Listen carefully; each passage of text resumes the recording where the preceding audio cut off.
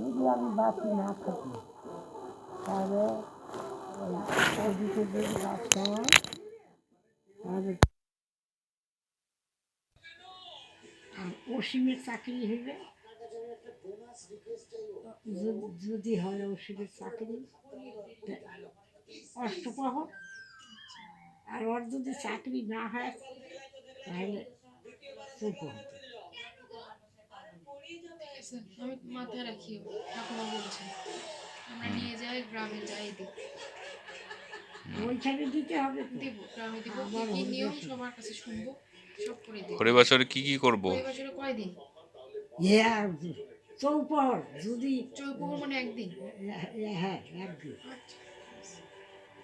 একদিন কইটরিয়া মানুষজন খাইয়া টইয়া কীর্তনের টাকা টুকা দিতে হবে। কয়টা কীর্তন নিয়ে যাবে? আমি এনে জানি, তুমি বলো। না না, ওটা ঠিক হবে। কয়টাকে দরকার, কয়টাকে রাখবো বলো? কত করে টাকা নেই। না, কতজনকে রাখবো? কয়টা দল যাবে? 10 কোটি গেলে যখন কাক কাক ডাকে পারবেন মানুষ না হলে কীর্তনটা হবে। কয়টা দলকে বলবো, কয়টা দল? কয় দল বলবেন? একদিনের জন্য ওখানে যারা কীর্তন করে তাদেরকে ডাকবো। না ওইদিকে আমাদের ওইদিকে খালি একটা দল আছে, এখন তো টাকা লাগে।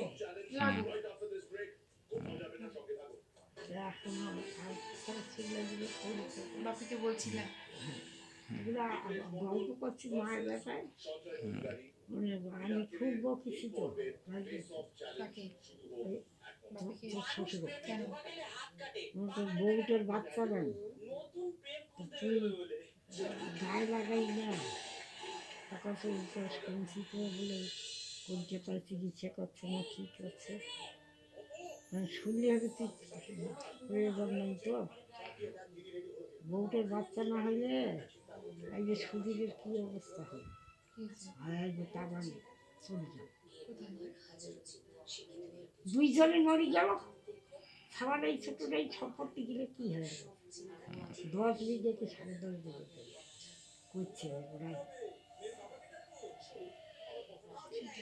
ওয়ারিস নেই তাকে, এখন তো ওরা খাবে, খায়াও থলি পারেছে, ওদের স্বভাব খারাপ, খারাপ পায়। তোমার বাপি কি বলছিল? বকা দিল যে? না আমার কিছু বলবি না, বলতেই পারবো না। তখন বাপিকে বলছো পূজা দিয়ে তাহলে হবে। ঠাকুমাই বেশি বলছে পূজা দিয়ে বুঝছো, বাপি কিন্তু ওই জন্যই আরো হয়েছে পূজাটা দেওয়ার জন্য। তুমি অনেক করে বলছো বাড়িতে পূজা টুজা দে, এখানে না, আমি এখানে